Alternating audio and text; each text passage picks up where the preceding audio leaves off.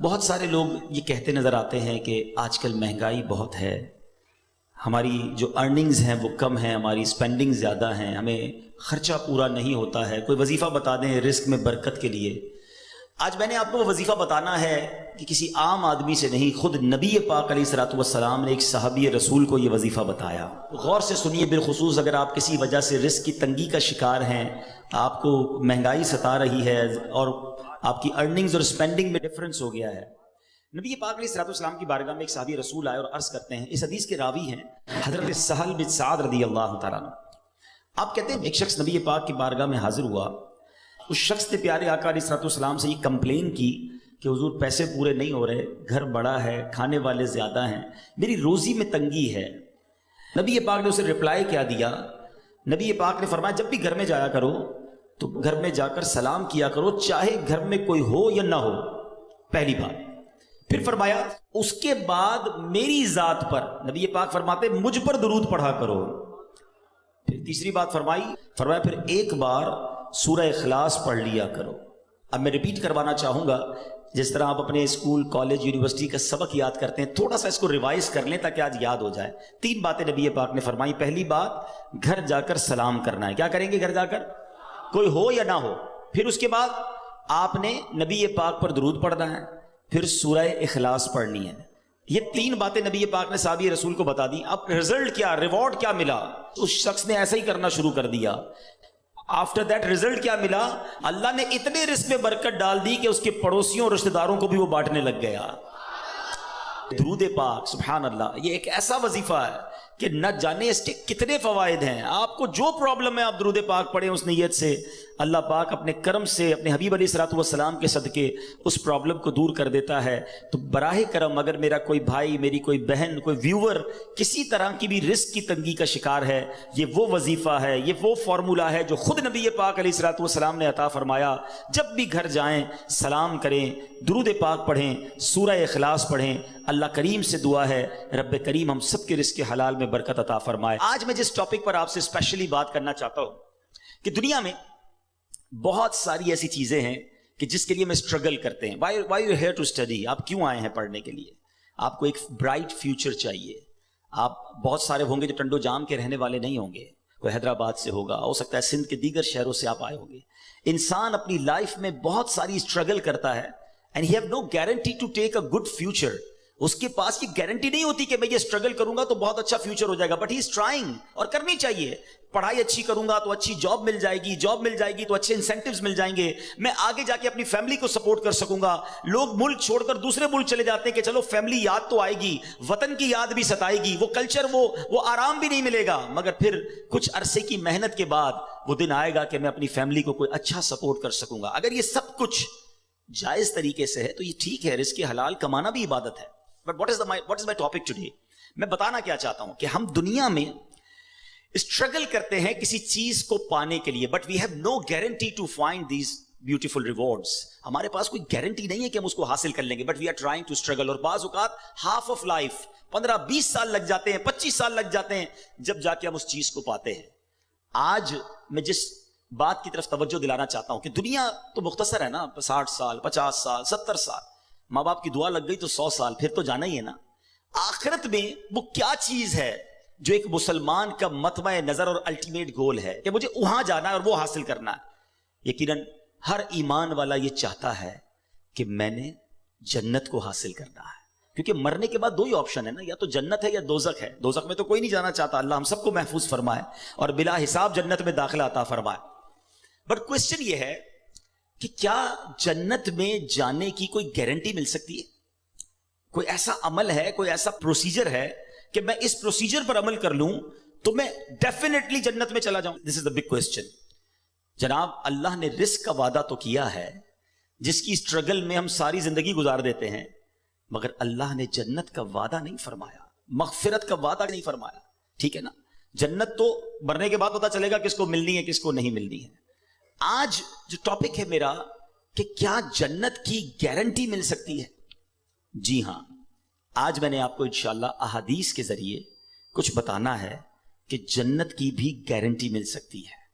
And this is not a big deal, we have to do something جو ہم نے اپنی life میں کرنا ہے اور ہم جنت انشاءاللہ گارنٹیڈ حاصل کر سکتے ہیں. اور جنت ہے کیا؟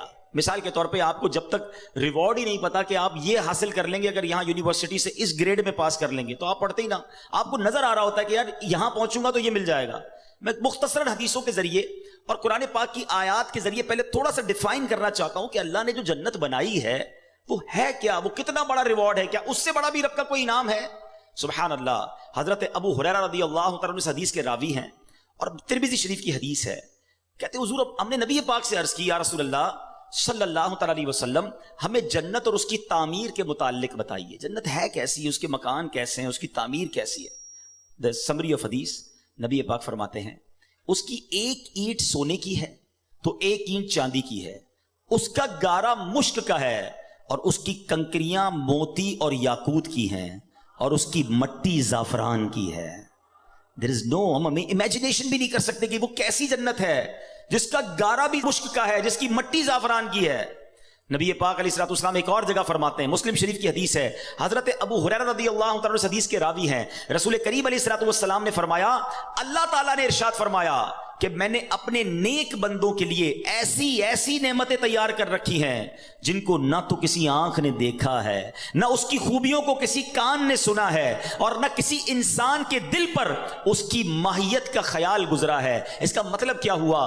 آج میں آپ کو کہوں کہ دنیا کا سب سے اچھا گھر کون سا ہے، آپ انٹرنیٹ پہ سرچ کریں گے آپ کو دنیا کا سب سے مہنگا گھر نظر آ جائے گا. You can imagine, you can see the pictures of that beautiful house. میں کہوں گا بتاؤ دنیا کی مہنگی سواری کون سی ہے، آپ جناب کسی کا پرائیویٹ جیٹ نکال کے بتا دیں گے کہ دیکھیں یہ کتنی بڑی سواری، کتنی مہنگی سواری ہے. اچھا خوراک دنیا کی کون سی سب سے اچھی ہے، آپ سرچ کر کے مہنگے سے مہنگے کھانے میرے سامنے رکھ دیں گے کہ جناب اس 5 اسٹار 7 اسٹار ہوٹل کا کھانا دنیا کا سب سے بیسٹ ہے. Because we have to chance to see those pictures. ہم پکچرز دیکھ سکتے ہیں، ہم امیجن کر سکتے ہیں کہ رب فرماتا ہے حدیث قدسی ہے، نہ کسی آنکھ نے دیکھا، نہ کسی کان نے سنا، نہ کسی ذہن کا خیال پہنچا، ہماری امیجنیشن سے بھی بیونڈ، ہم سوچ بھی نہیں سکتے. اللہ نے وہ جنت میں نعمتیں تیار کر رکھی ہیں، تو پھر کیوں نہ جنت کی تیاری کی جائے، پھر کیوں نہ جنت کے لیے اسٹرگل کیا جائے. اب سوال یہ پیدا ہوتا ہے کہ جناب ہم یونیورسٹی سے فارغ تو ہو جائیں گے، بڑی ڈگری حاصل کر لیں گے، مگر جس پوسٹ پر جانا ہے وہاں 4 ہی پوسٹ اویلیبل ہیں، 400 اسٹوڈنٹ میں سے 4 کو سیٹ ملے گی. کیا جنت بھی ایسا ہی ہے کہ ہم ساری کوشش کر لیں، بلکہ دنیا کے سارے مسلمان کوشش کر لیں تو کیا سلیکٹڈ سیٹس ہیں جنت میں؟ جگہ تھوڑی تو نہیں، اربوں مسلمان ہیں، کون جنت میں جائے گا؟ سبحان اللہ. سنو میرے رب کی جنت کتنی بڑی ہے. ترمذی شریف کی حدیث ہے، نبی پاک فرماتے ہیں کہ جنت میں 100 منزلیں ہیں اور ان میں سے ہر 2 منزلوں کے درمیان اتنا فاصلہ ہے جتنا زمین اور آسمان کے درمیان فاصلہ ہے. میرے رب کی جنت بہت بڑی ہے، اس کی جنت بڑی وسیع ہے. اب سنو، یہاں دنیا میں کوئی مہنگا لباس پہن لے ہم ڈی مورلائز ہو جاتے ہیں، مگر جنتیوں کا لباس کیا ہوگا؟ قرآن کہتا ہے وہ اس میں سونے کے کنگن پہنائے جائیں گے اور سبز کپڑے قریب اور کنادیس کے پہنیں گے. جنتیوں کو جنتی لباس پہنایا جائے گا. سنو، جنتیوں کی عمریں کتنی ہوں گی؟ ہو سکتا ہے دنیا سے کوئی 70-80 سال کی عمر میں جائے، کوئی 55 میں چلا جائے. حدیث پاک کا مضمون ہے کہ اہل جنت سے کوئی چھوٹا یا بوڑھا مر جائے گا تو اسے جنت میں 30 سال کا بنا دیا جائے گا. سارے جنتی جو ہیں وہ 30 سال کے ہوں گے. سبحان اللہ. اب جنتیوں کا کھانا کیا ہوگا؟ قرآن کہتا ہے وَفَاكِهَةٍ مِّمَّا يَتَخَيَّرُونَ وَلَحْمِ طَيْرٍ مِّمَّا يَشْتَهُونَ، اور میوے جو پسند کریں اور پرندوں کا گوشت جو چاہیں. سبحان اللہ. نبی پاک علیہ الصلوۃ والسلام فرماتے ہیں جنتیوں میں جو سب سے نچلے درجے کا جنتی ہوگا، لوئسٹ گریڈ یا کیٹیگری کا جنتی ہوگا، اس کے ساتھ 10,000 خادم کھڑے ہوں گے. سب کے ہاتھ میں 2 پیالے ہوں گے، دونوں پیالوں میں ایک سونے کا ہوگا، ایک چاندی کا ہوگا.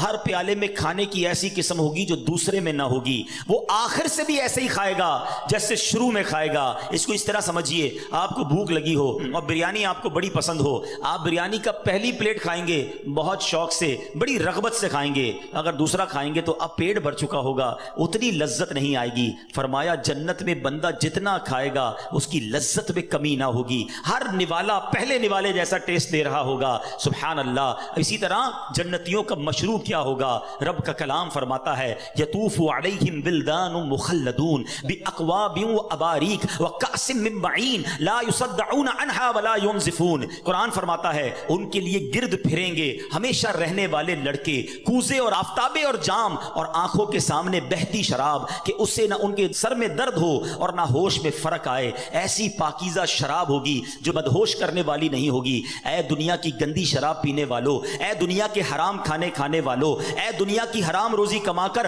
اپنے مہنگے لباس خریدنے والو, تھوڑا صبر کر لو, حرام سے بچا لو. اللہ نے جنتیوں کے لیے جنتی لباس, جنتی کھانے اور پاک شراب تیار کر رکھی ہے. اور سنیے, آج بڑا عجیب کلچر ہو گیا ہے, مجھے بولتے ہوئے بھی اچھا نہیں لگ رہا, مگر چونکہ ینگسٹرز بیٹھے ہیں اور شیطان زیادہ حملہ آور ہوتا ہے. آج مرد و عورت کے جو معاملات ہیں, آج جس طرح بے پردگی اور بے حیائی بڑھتی جا رہی ہے, آج اپنے نفس کے لیے حرام کی طرف جو لوگ جا رہے ہیں, خدا کے واسطے حرام عورتوں کی طرف, برے کاموں کی طرف, بے حیائی کی طرف نہ جاؤ.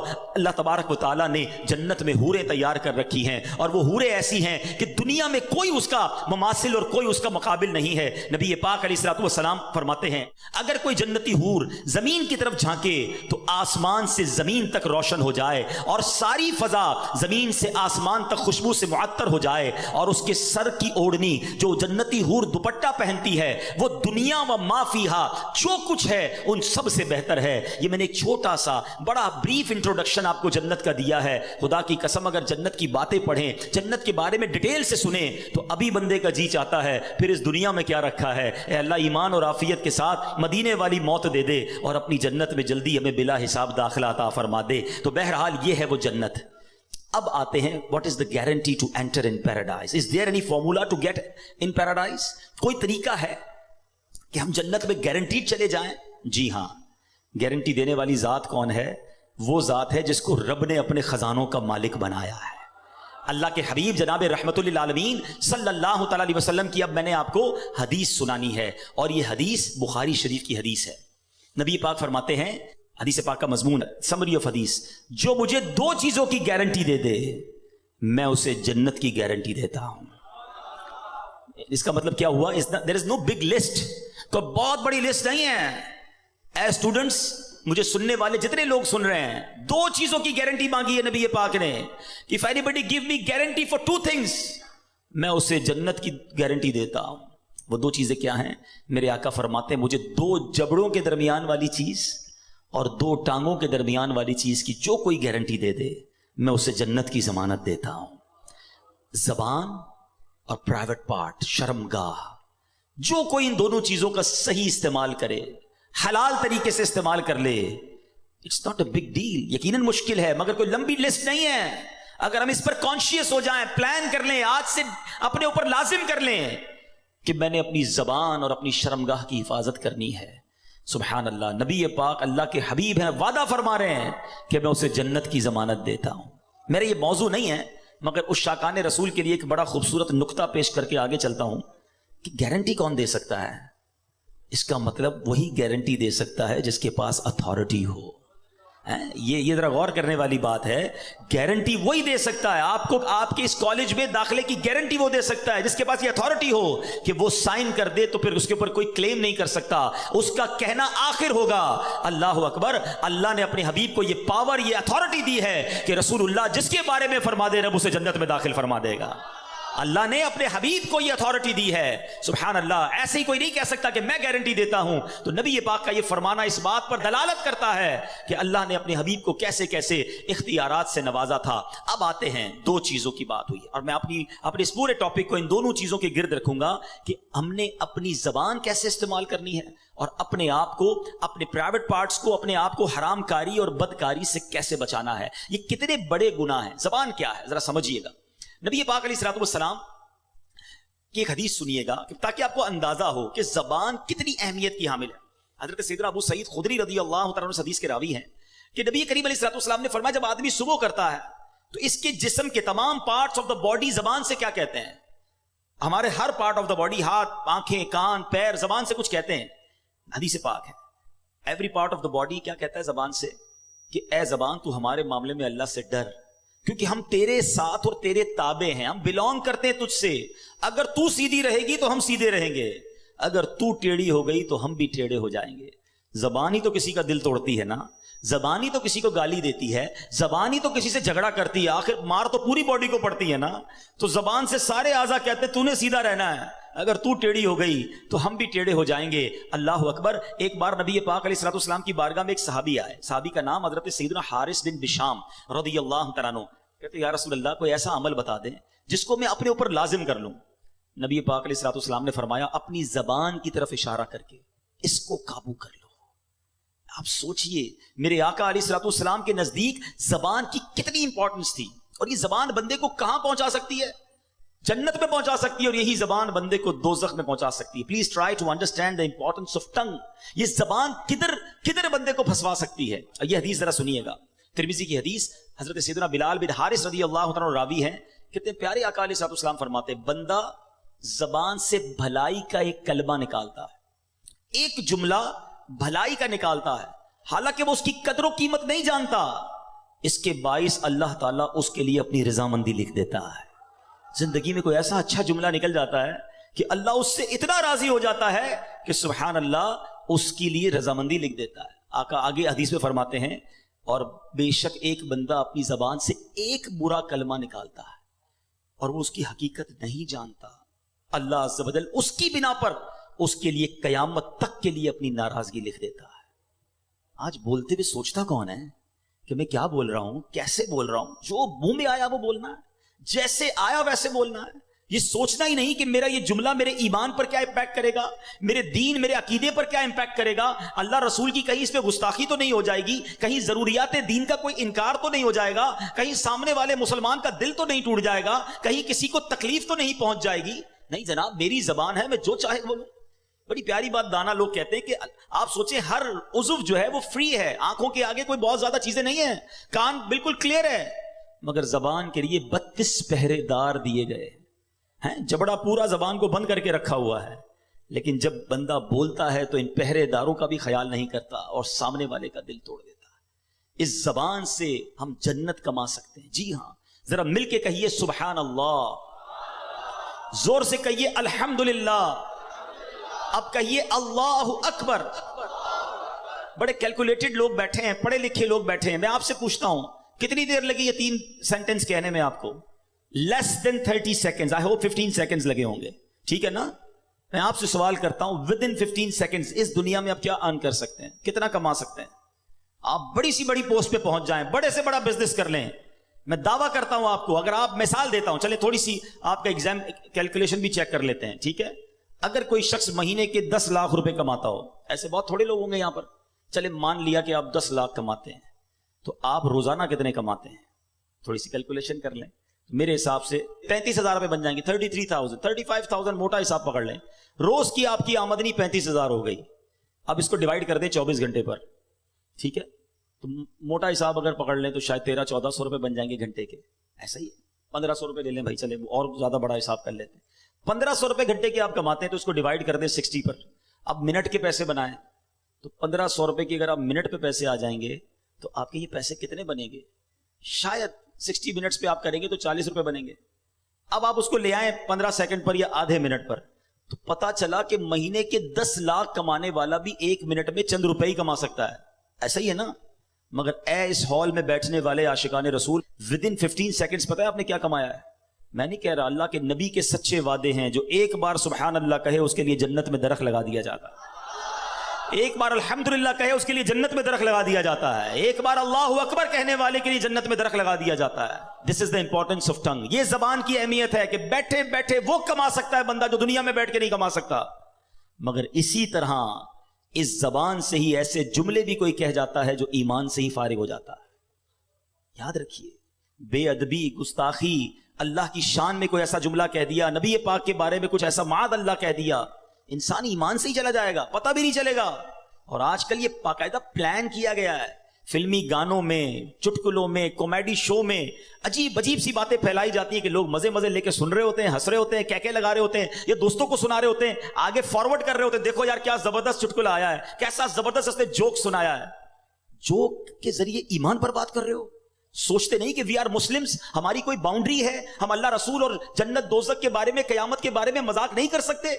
مگر کس کو پڑی ہے اس کی؟ بھائی چار کہکے لگیں گے, دوست کہیں گے کیسا جناب جولی دوست ہے, ہر بار ملتا ہے نیا لطیفہ سناتا ہے, ہر بار ملتا ہے ایک نیا جوک لے کر آتا ہے. ہم دوستوں کو خوش کرنے کے لیے ایمان برباد کر جاتے ہیں. یہ سوچتے نہیں کہ یہ زبان مجھے جہنم کے گہرے گڑھے میں گرا سکتی ہے. خدا را اس بات پر اویئر رہیے کہ شیطان یہ چاہتا ہے کہ میں نے تو جہنم میں جانا ہے, میں اپنے ساتھ ان کو بھی جہنم میں لے جاؤں. اب یہاں شیطان ایک وسوسہ کسی کے ذہن میں ڈال سکتا ہے کہ یار کیا ایک جملے سے ایمان چلا جائے گا؟ اتنا ہم نے بچپن سے مسلمان ہیں, کیا ایک جملہ کہہ کر ہمارا ایمان ہم سے چلا جائے گا؟ جی جناب, میں آپ کو اب ایک ایگزامپل کے ذریعے سمجھاتا ہوں کہ جملے کی اہمیت اور ورڈنگز کی اہمیت کتنی ہے. میں آپ سے سوال کرتا ہوں, ایک بندہ 70 سال تک ساری زندگی غیر مسلم رہا اور مرنے سے تھوڑی دیر پہلے صدق کے دل کے ساتھ کلمہ پڑھ لیا, کیا ہو گیا وہ؟ جواب دو نا. مسلمان ہو گیا نا, پچھلی کفر کی زندگی ختم ہو گئی ہے. احادیث کا مضمون ہے بندہ جب مسلمان ہوتا ہے اس کے پچھلے گناہ بھی معاف کر دیے جاتے ہیں. ایک جملہ جب اسے کفر سے اسلام کی وادی میں لا سکتا ہے تو یہی ایک جملہ کسی کو ایمان سے کفر میں بھی مبتلا کر سکتا ہے. پلیز بولنے سے پہلے سوچو تو صحیح ہم کیا بول رہے ہیں, ٹھیک ہے؟ تو بہت ساری مثالیں ہیں کہ ایک جملے سے معاملہ سارا ہی چینج ہو جاتا ہے. اللہ کرے کہ ہم زبان کی احتیاط کو سمجھیں اور اپنے ایمان کی قدر کریں. ایک حدیث پاک کا مضمون ہے کہ ابن آدم 4 قسم کے طبقات پر ہیں. there are 4 categories. آقا فرماتے ہیں کہ کچھ لوگ وہ ہوتے ہیں, حدیث پاک کا مضمون ہے, جو مسلمان پیدا ہوتے ہیں اور مسلمان ہی والی زندگی گزارتے ہیں, ایمان پر ہی ان کا خاتمہ ہوتا ہے. اللہ سے دعا کرتے ہیں اللہ ہمیں اس کیٹیگری میں شامل رکھے. اے اللہ تو نے ہی مسلمان پیدا کیا ہے, ساری زندگی مسلمان رکھی اور ایمان پر ہی ہمارا خاتمہ ہو جائے. دوسری کیٹیگری نبی پاک فرماتے ہیں وہ بھی بہت بڑی تعداد ہے, جو لوگ کفر پہ پیدا ہوتے ہیں, کافر گھرانے میں پیدا ہوئے, کافروں والی زندگی گزاری اور کفر پر ہی ان کی خاتمہ ہو گیا. ایسے بھی بہت سارے ہیں. تیسری کیٹیگری نبی پاک فرماتے ہیں کچھ لوگ کافر گھرانے میں پیدا ہوتے ہیں, کفر والی زندگی گزارتے ہیں, مگر مرنے سے پہلے انہیں ایمان مل جاتا ہے اور مومن والی موت مرتے ہیں. اور ایسے بہت سارے ہیں الحمدللہ. یہ بڑی خوبصورت ایک بات ہے, جو دنیا بھر کی اسٹڈی کرتے ہیں وہ جانتے ہیں the most growing religion on earth, اس زمین پر سب سے زیادہ تیزی سے پھیلنے والا اگر کوئی مذہب ہے تو الحمدللہ وہ ہمارا مذہب اسلام ہے. But there is no one way traffic. ایسا نہیں ہے کہ مسلمان تیزی سے لوگ ہو رہے ہیں تو کوئی غیر مسلم نہیں ہو سکتا, کیونکہ حدیث پاک کی اب چوتھی کیٹیگری سنو. آقا فرماتے کچھ لوگ مسلمان گھرانے میں پیدا ہوتے ہیں, مسلمانوں والی زندگی گزارتے ہیں, مگر ان کا خاتمہ کفر پر ہوتا ہے. ہم اللہ سے توبہ کرتے ہیں, معافی مانگتے ہیں کہ اللہ ہمارا ایمان سلامت رکھیے. ہم میں سے کس کو یہ کانشیس ہے, کس کو یہ فکر ہے؟ آج آپ کے جیب میں قیمتی موبائل ہو, آپ بار بار جیب پر ہاتھ رکھتے ہیں, یار موبائل ہے کہ نہیں ہے. موٹر سائیکل نئی لے لیں تو 2 لاک لگاتے ہیں. اچھی گاڑی ہو تو ٹینشن ہوتی ہے پارکنگ کدھر کروں گا. جتنی قیمتی چیز ہے اتنا آپ کو خیال ہے, ٹھیک ہے اچھی بات ہے, مگر آپ سے سوال کرتا ہوں ایک مسلمان کے پاس سب سے قیمتی چیز کیا ہے؟ وہ اس کا ایمان ہے. مگر if you take any precautions for your ایمان, کہ آپ نے اپنے ایمان کے لیے کوئی خیال رکھا, کوئی تیاری کی, کسی سے پوچھا کہ یار ایمان کیسے چھن سکتا ہے, کیا ایمان بھی ضائع ہو سکتا ہے؟ کونین کے والی ہیں, رب کے حبیب ہیں, جن کے صدقے میں اور آپ مسلمان ہوئے. وہ نعت پڑھتے ہیں نا, تیرے صدقے میں آقا سارے جہاں کو دین ملا. ارے نبی پاک کے صدقے میں دین ملا ہے.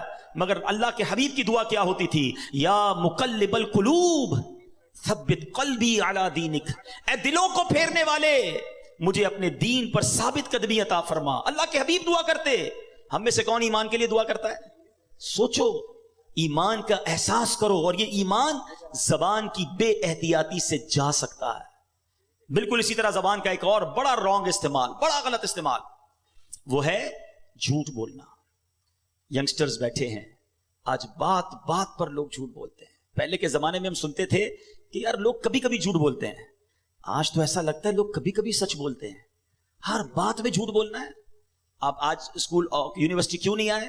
تو گھر میں فلاں بیمار تھا. اچھا اب کیوں نہیں آئے؟ تو وہ میں بیمار تھا. اب کیا ہوا؟ فلاں کا انتقال ہو گیا. آپ جھوٹ بول کر اپنے آپ کو بچا تو لوگے, اللہ کی بارگاہ میں کیا جواب دو گے؟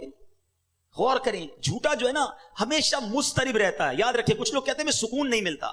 آج میں آپ کو ایک فارمولا دے دیتا ہوں. If you want to become a peaceful, اگر آپ چاہتے ہیں کہ آپ کا مائنڈ سیٹ بھی پیسفل رہے, آپ سکون کی نیند سوئیں, آپ سچ بولنا شروع کر دیں. سچا ہمیشہ پرسکون ہوتا ہے, جھوٹا مضطرب اور ٹینشن میں رہتا ہے. وجہ کیا ہے؟ وہ سب کو جھوٹ بول کے ٹینشن میں رہ رہا ہوتا ہے. کدھر رہتے ہو؟ غلط بتایا ہے. کیا کرتے ہو؟ غلط بتایا ہے. کون سے ڈپارٹمنٹ میں غلط بتایا ہے. تنخواہ کتنی ہے؟ غلط بتایا ہے. برادری کون سی ہے؟ وہ بھی غلط بتایا, کیونکہ بتانا نہیں ہے میں کیا کرتا ہوں. ہیں. اب غریب علاقے سے آیا ہے, کہتا میں امیر علاقے سے ہوں, تو اب جھوٹ بولا تو اب یاد رکھنا پڑے گا کہ میں نے فلاں کو گھر یہ بتایا تھا, فلاں کو خاندان یہ بتایا تھا, فلاں کو گریڈ یہ بتایا تھا. ہر وقت اپنی فائل یاد رکھنی ہوگی کہ میں نے کہاں کیا جھوٹ بولا ہے. سچے کو تو کوئی ٹینشن نہیں ہے نا, جو بتایا تھا صحیح بتایا تھا, دوبارہ پوچھو گے دوبارہ بھی بتا دوں گا. تو ہمیشہ سچ بولیں کیونکہ ہم سچے نبی کے غلام ہیں. سیدی اعلیٰ حضرت کیا کہتے ہیں؟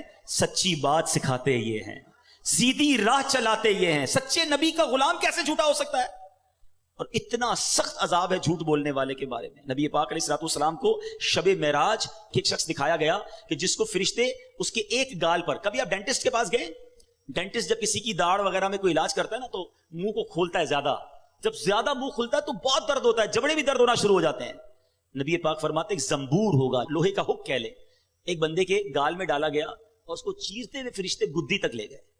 دوبارہ ادھر آیا فرشتہ اور یہ والا گال بھی چیرتے ہوئے گدی تک لے گیا. جب یہ والا گال گدی تک لے گیا تو یہ ٹھیک ہو گیا, یہ دوبارہ کام شروع ہو گیا. ایک کے بعد ایک کنٹینیو عذاب ہو رہا ہے. نبی پاک نے کوسچن کیا کہ یہ کون ہے, اس شخص کو یہ عذاب کیوں ہو رہا ہے؟ کہ حضور یہ جھوٹ بولنے والے تھے جو دنیا میں جھوٹ بولتے تھے. کیوں جھوٹ بولتے؟ نبی پاک علیہ الصلوۃ والسلام فرماتے جب بندہ جھوٹ بولتا ہے نا تو اس کی منہ سے ایک ایسی بدبو نکلتی ہے کہ اس منہ سے فرشتہ 1 میل دور چلا جاتا ہے. اب مجھے کئی لوگ ملتے ہیں, آپ کو بھی ملتے ہوں گے, یار مزہ نہیں ہے طبیعت میں, گھر میں برکت نہیں ہے, کاروبار ٹھیک نہیں ہے, جو دیکھو بیمار ہے, ٹینشن بڑی ہے, گھر میں لڑائی جھگڑے بڑے ہیں. میں آپ سے پوچھتا ہوں آپ کے گھر میں رحمت کے فرشتے کیسے آئیں گے؟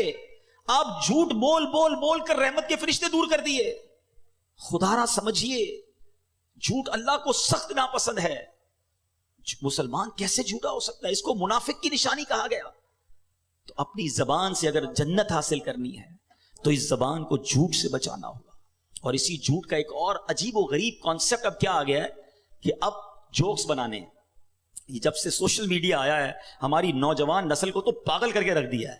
سارا ٹائم ہمارا جناب سوشل میڈیا میں جا رہا ہے. اب کیا ہو گیا, میرے وہ بھائی جو اب پتہ نہیں وہ ٹک ٹاک بناتے ہیں, اب پرینک کا زمانہ آ گیا کہ جناب کسی کے ساتھ پرینک کریں گے, تھوڑا مزہ آئے گا, اس کو ستائیں گے, اس کے ساتھ کوئی ایسا جھوٹ بولیں گے. پہلے تو اپریل فول پر جھوٹ بولتے تھے, ہم اس کو کنڈیم کرتے تھے, اب تو پورا سال ہی فول ہے بھائی.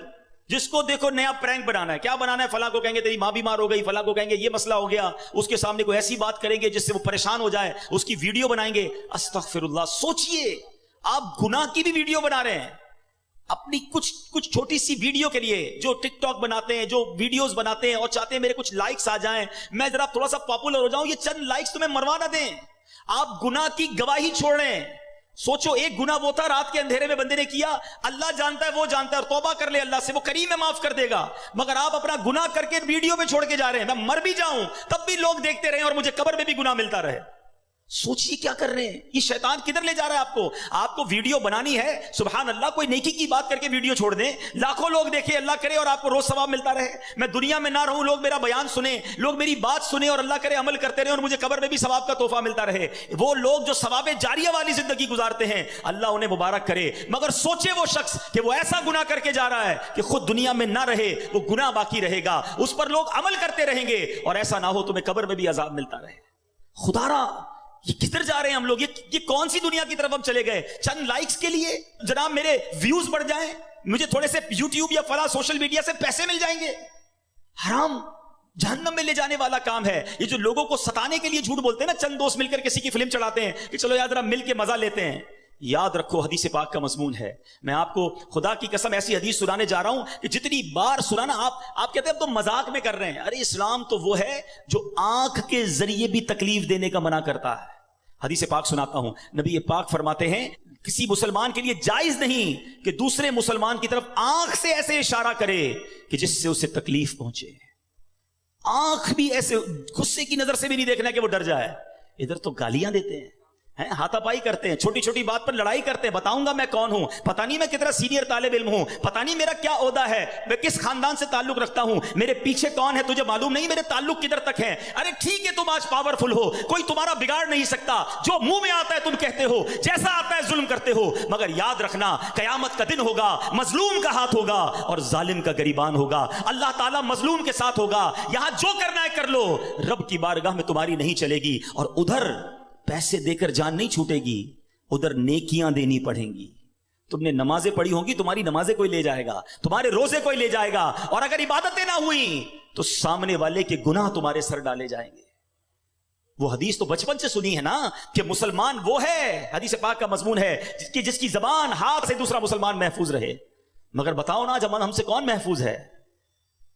یہ جو مذاق کرتے ہیں میں ان کو حدیث سنانا چاہتا ہوں، اللہ کرے ان لوگوں تک پہنچے کہ جو لوگوں کا پرانک بنا کر، لوگوں کے ساتھ مذاق کر کے کچھ انجوائمنٹ کر رہے ہوتے ہیں. حدیث پاک ہے، سنو.